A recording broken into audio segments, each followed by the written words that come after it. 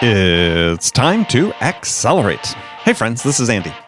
Welcome to episode 689 of Accelerate, the sales podcast of record. I have a fun show lined up for you today. Joining me as my guest is Jeffrey Shaw. Jeffrey's a business coach, keynote speaker. He's the host of the Creative Warriors podcast and author of a book titled Lingo, Discover Your Ideal Customer's Secret Language and Make Your Business Irresistible. And today we're going to be talking about the importance to sellers of learning and speaking the language of your customers. In other words, their lingo. So among the topics Jeffrey and I will be diving into include this whole idea of what a lingo is. What is the secret language? And how does it represent the value system or the behavior of your customers? And how does it enable you learning their lingo? How does learning their lingo enable you to create a bond of community with your buyer? We'll also talk about why 99% of businesses are built backwards, meaning that they try to fit customers into the business instead of trying to understand the language of the buyers that they serve and building their business to align with that. And we'll also talk about this idea of sales as a metaphor for change. And Jeffrey has a great term we're going to get into. He talks about sales being about moving people from confusion to transformation. And I think that's a great description. So we'll get into that and much, much more. Now, before I talk with Jeffrey, I just want to spend a minute talking to you about the Sales House. I've been talking about this a lot recently in the podcast, and many of you have come and joined our community. We really appreciate that. The Sales House is, for those of you who haven't heard, is the all-in-one growth accelerator for B2B sellers. Now, I created the Sales House for one reason, and that's to help you learn how to close more deals, to make you look like a sales genius, to be the sales all-star for your team. So we all know the world of selling and buying is rapidly changing, and the Sales House will give you the confidence you need to take on any change and turn it into an opportunity to succeed by giving you the knowledge, the wisdom, and the advice you need to become the very best version of you. Now, we do this with multiple coaching and mentoring calls during the week where you get unlimited access to me. You get access to a growing library of micro-learning courses to help you learn and master the essential art and science of selling, as well as access to a roster of world-class experts that come into the Sales House and share their expertise in our weekly live workshops. And as well, you receive the ongoing support from people just like you, people in the trenches, people out selling every day, people who want to help you and who can be a true lifeline for you. All that in the Sales House community. So imagine what your life would be when you don't have to guess what to do next. So come invest a few minutes a day in the Sales House. Visit thesaleshouse.com/join. That is thesaleshouse.com/join. All right, here we go. Jeffrey Shaw, welcome to the show. Hey, Andy, I'm glad to be here with you. Pleasure to have you. So you're joining us from where today? From Miami, Florida. Miami, Florida. Yeah. In the summertime. Sunny and beautiful, and I got incredible ocean views, so no complaints. And you're a refugee from New York City.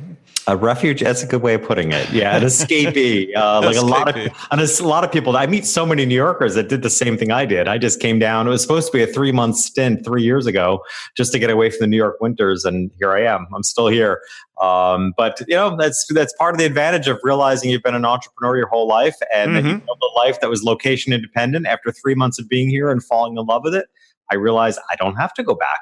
So yes, I've been working for myself since my company since 2000. The same thing. I love the term. Everybody talks digital nomads these days, but location independent. Yeah, I can do mine from anywhere, and I do. Exactly. That's a beautiful thing. It is. It's funny. Friends joke, other people sort of in consulting and so on that travel a fair amount, as they always give me a hard time because I travel in more interesting places than they do because not as dependent on work. But okay, well, let's jump into it. We're going to talk about your book, Lingo, Discover Your Ideal Customer's Secret Language and Make Your Business Irresistible. So what is a secret language? And I know the books are written from a marketing perspective, but there's really, to me, it was really fascinating about a sales perspective on this because we have largely a sales audience. So what is a secret language? Yeah, well, I'm glad you said that about sales because I've yet to do the audio version of the book, and I've been asked a lot. And part of the reason why I've held off on doing, I may wind up being a 1-year anniversary of the book before I actually do the audio, because once the book was out, then I did 60 podcast interviews in 3 months, and do about 10 a month. So I've done about 100 interviews at this point. And I find so much more in the content that I wrote that when I do an audiobook, I want to actually have it be an expanded version of it. And one of the things I'm most definitely going to include is the lingo of sales, right? Because really it's a book written, it tended to be a marketing and branding book. But what I've kind of unfolded is that the idea of lingo. So let's start with that. As you said, what is secret language? The terms secret language and lingo are sort of interchangeable for me, in that lingo by definition is, it's a jargon, right? You have a technology lingo, what have you. But I look at lingo almost as the secret language. In so many ways, the lingo, to speak someone's lingo is to speak to their essence, their value system, right? Which creates a bond of community. If you look at historically, lingos have made communities. Like communities, teenagers are a community, right? They have their own lingo. Sure. Their industries have a lingo. And really what lingo accomplishes is bonding people together as a community. And this to me is my strategy around marketing and branding for businesses, is that when you speak the lingo of your ideal customer and only their lingo, you form a community of where they feel like, wow, you're like a part of their clan, you're part of their community, to this essence that you get one another. So the secret language.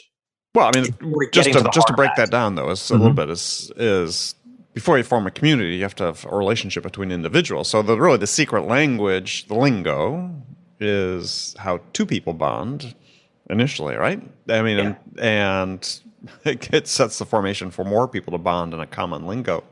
But I mean, to me, one of the powers of what you were talking about was that even in a brand, we start with building a relationship with one customer. Yeah. Right. And that relationship that's a way that you demonstrate empathy for someone, you connect at a certain human level that might not be possible otherwise. Yeah. And you just said the key word is empathy. And it is really taking the time to understand with empathy the value system, the essence, the lifestyle, the behavior of your ideal customer, so that you can learn to speak their lingo. The reason people have asked, like, why is this book relevant now and why is it important now? I came to realize that probably 99.9% of businesses are built backwards, right? Businesses are built on ideas. Innovation is built on ideas, and that's a good thing. The problem is, from a marketing and success perspective, is that people create a business based on an idea, and then they run around for years trying to fit customers into that business. Where the right way to build a business with empathy and understanding their lingo is to really take the time to understand the lingo of the people you want to serve and build a business aligned with that lingo. Now, my example, and I share in the book, and I won't go to the whole full story, but to summarize the story as I tell it in the book. So when I started out as a portrait photographer, I returned to my hometown, which is a small country town in upstate New York. I realized real quickly that I was never going to succeed there, because although it was my hometown, I didn't think, act, or have the same values as the people in this town. What I was speaking the wrong lingo, because I was promoting portrait photography as a long-term investment. And I realized you can't sell that value to people that are struggling to whether they're going to make their mortgage or rent that month. Exactly. Right. So I needed to find the people that shared that value system, so that I could learn we could speak one another's lingo. But I also knew I had a lot to learn to speak their lingo. Well, ultimately, my ideal customer for my photography business was going to be a very affluent clientele, those that had disposable income. Sure. The problem was I didn't know their lingo. And that's where the concepts of this book came from. Like, I took it upon myself to really study the value system of the people I wanted to serve, what their expectations were, what they experienced in the brands they were already purchasing. So I studied high-end brands so that I can understand the psychodemographic or the psychographic of the customer, not so much the brand. Right. But I wanted to understand what made people tick that chose high-end brands if I was going to position my business as a high-end brand. Got it. Yeah. That to me is speaking the lingo. It's like, but like I said, the problem is people don't take the time to understand the lingo before they go into business. Well, so one of the things that you talk about in the book is that this being able to speak someone's lingo is a way to minimize the impact of price and competition. And so as an advantage for a brand, and this is where I was sort of really thinking it from a sales perspective, right? Because, we deal with this on a, one-on-one level with customers all the time, is you might, based on what you've researched, so how does that work? Yeah. I mean, that's like the silver bullet for a salesperson. Right. So, here's how I've learned to reframe sales. And first one I say is I never struggled, which a lot of people do, but I never struggled with charging what I was worth, or what I felt what I was producing was worth. Mm-hmm. I've always been a very high end photographer. I was on the coaching side, I'm kind of on the higher end as well. I don't have a lot of those blocks a lot of people have about charging what you're worth. But I will say that, like a lot of us, the idea of sales can be problematic in our own psyche. Mm-hmm.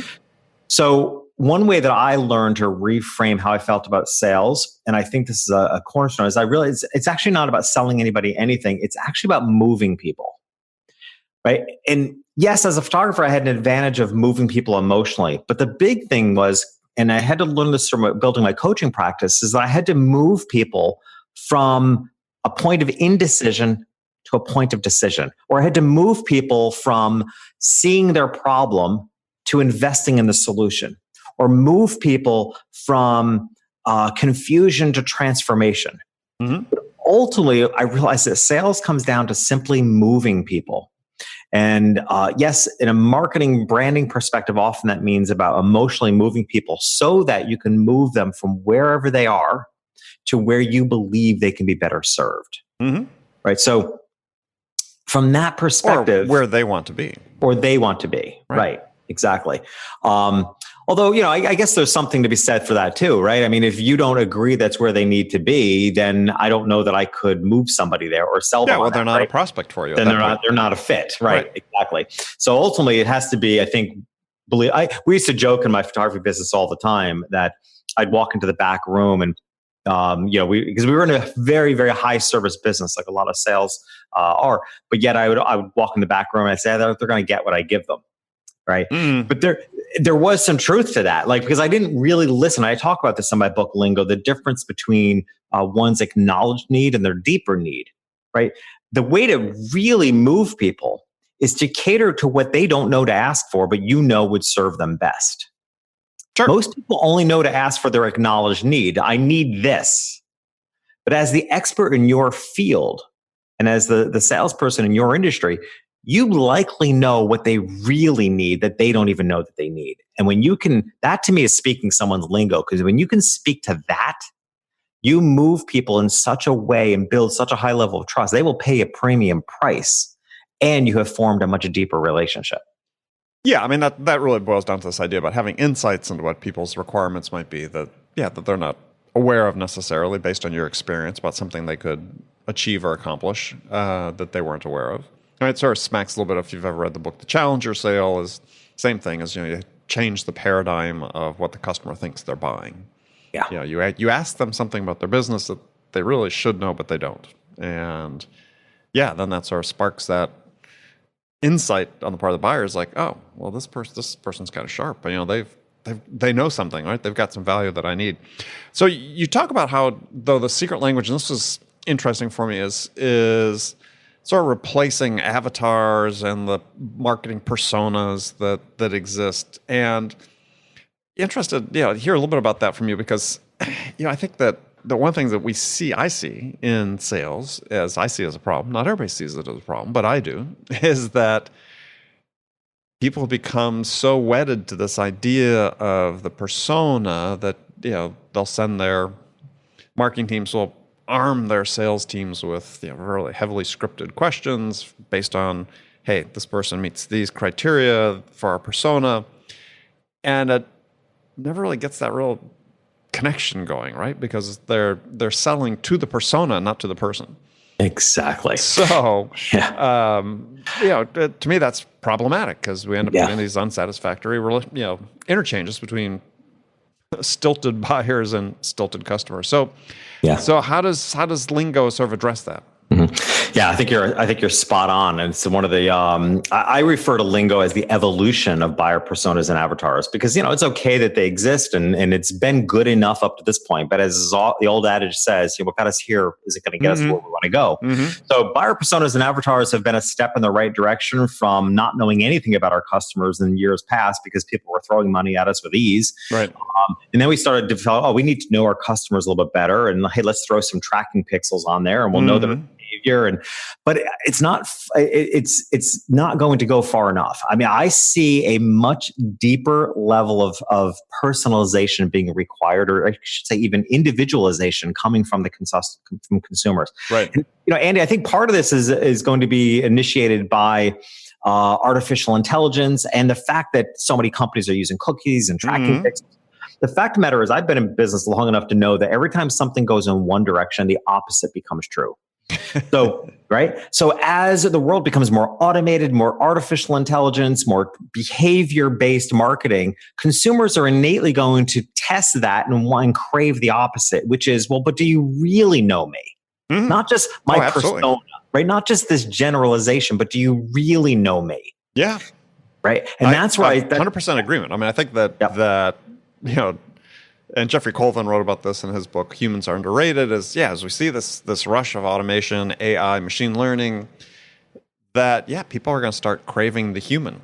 Exactly. And this is really, this ability to connect with another person really becomes valuable.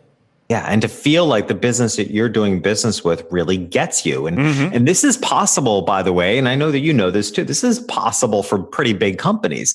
I think some bigger companies may struggle with how to bring that level of individualization and personalization to their businesses. But again, entrepreneurs, small businesses might be an advantage that can maybe pivot on this idea a little quicker, but big companies are going to figure it out as well. And it's also true. I mean, with really good brand messaging, you can bring a whole lot of voice and personality, even through your online marketing. That makes the company feel like. But again, it takes that initial research. The company has to have done the research for the consumer to feel like this business, even if it's an online presence, gets my values, gets my voice, gets my style.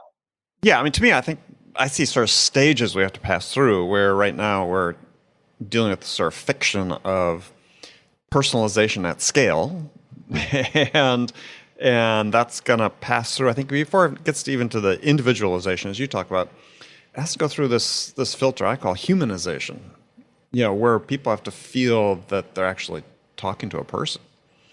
That someone has taken the time to look at them individually, and then the net result of that could be the individualization. I think I like your thought process in a lot, because it was something I struggle with in writing Lingo, was trying to, people are like, well, how can I possibly speak the secret language, the lingo of every one of my individual customers? I was like, well, but as in our language, there's languages and then there are accents, right? Or dialects even. And dialects, exactly.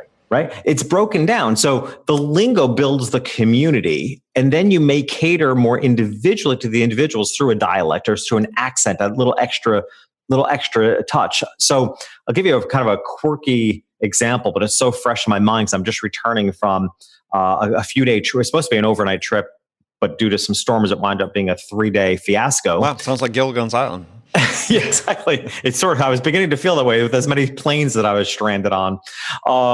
But I had a dog walker. I have 2 little dogs. I had hired a relatively new dog walker who was inundating me with, my dogs are walked 4 times a day, inundating me with photographs of their every little move that the dog made, which are all blowing up my phone because she's using WhatsApp, and those would download immediately to the phone.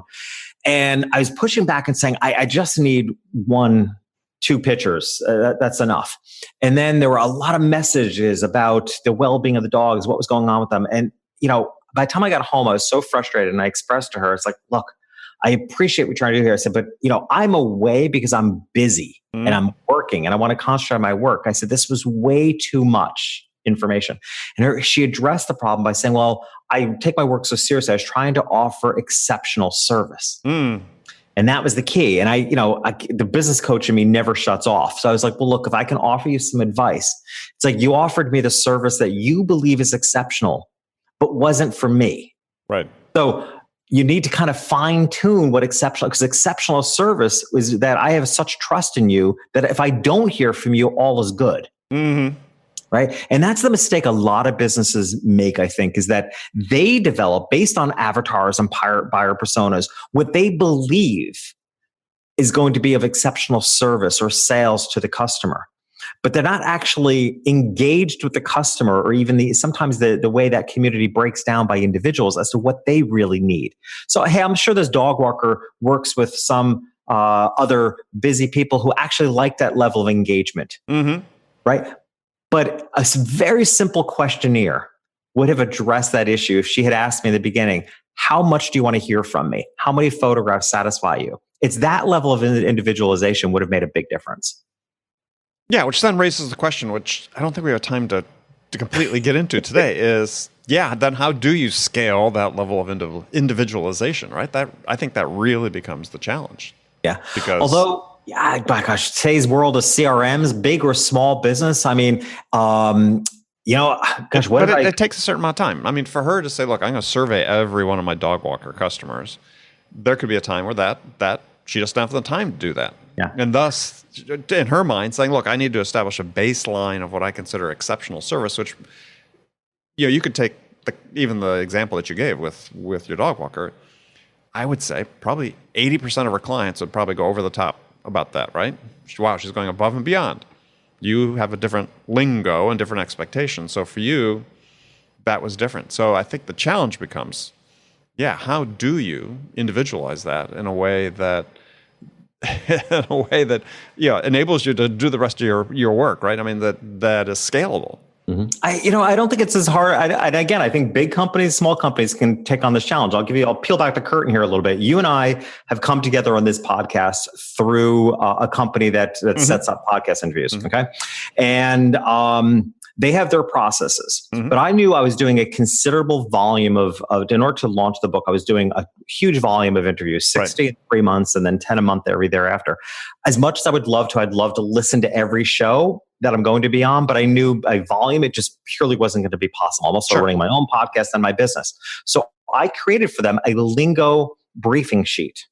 So I created for them questions that I want them to either ask the host or just by doing their own research, things that I want them to tell me so I get a feel of the lingo of your show before I come on. So I asked them questions like, I think the most important question to me is, how would I dress for that show? If I were visiting that show in person, how would I dress? Right, because if they tell me it's a jacket and tie type of show, I have a sense of my presence. Mm-hmm. If they tell me it's like a t-shirt and jeans show, then that gives me a sense of how I need to show up. I ask them on a scale of 1 to 5, how clean is the language, how profane is the language, right? Because some shows, hey, you mm-hmm. can drop F-bombs, and that's part of their character. That's mm-hmm. the lingo of the show. I'm capable of it.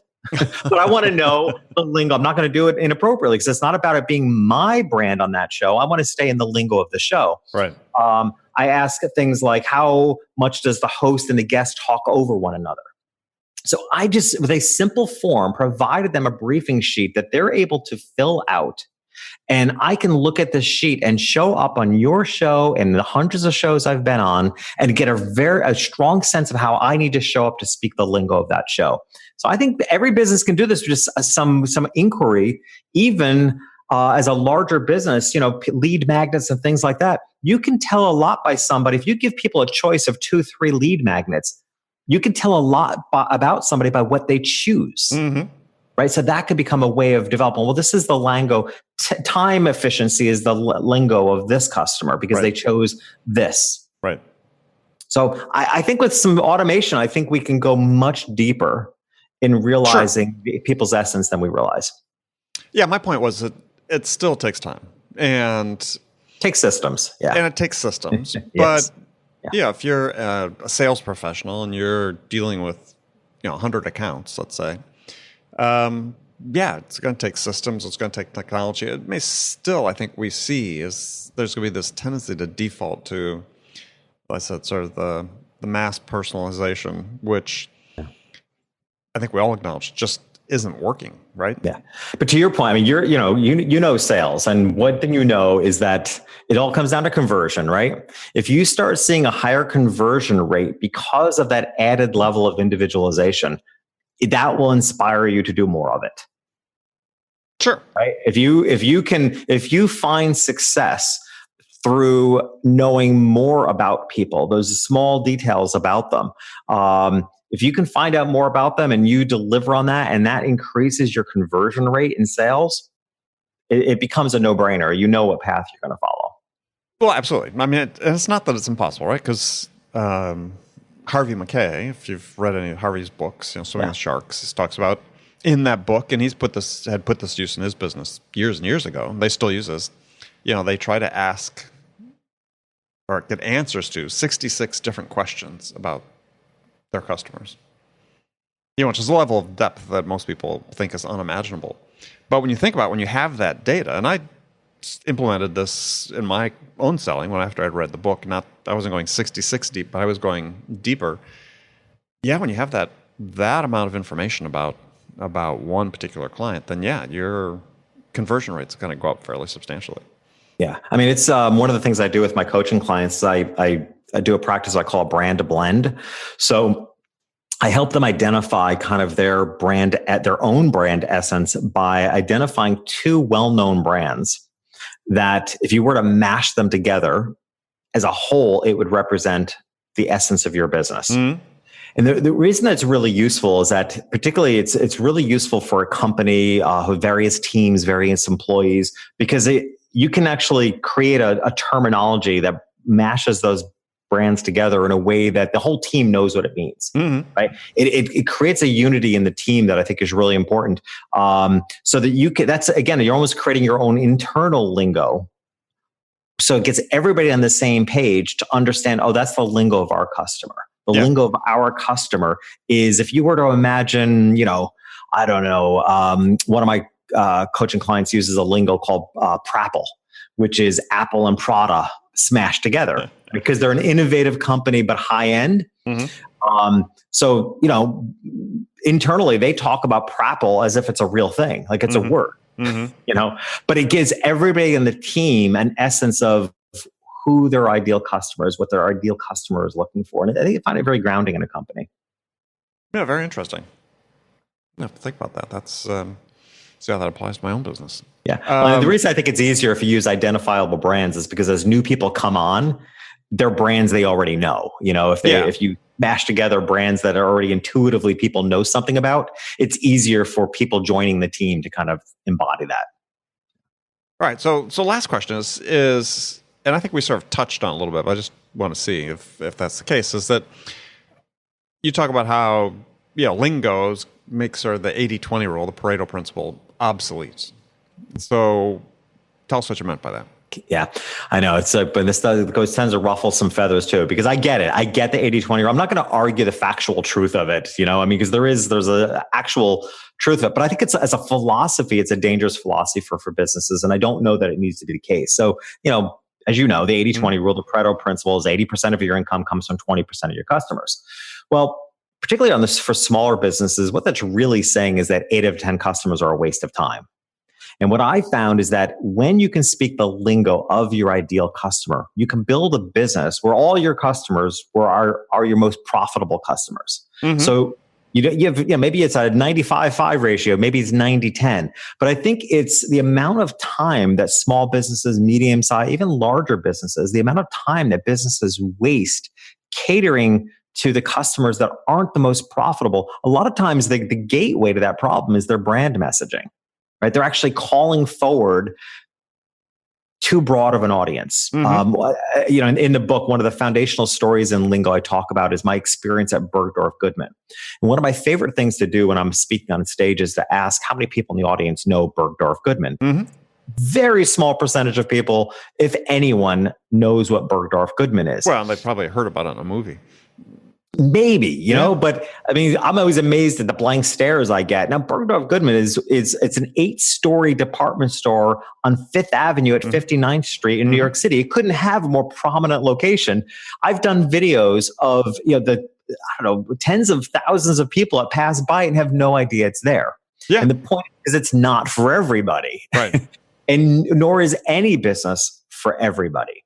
So the idea of speaking the lingo, the secret language of your ideal customer, is so that you're creating a business that has a higher percentage rate of your ideal, most profitable customers. So you're busting out of the 80-20 rule and building a business, which I think is pretty critical today because there's so much noise in the market that look at the expenditure of time and money it takes to acquire a customer, right?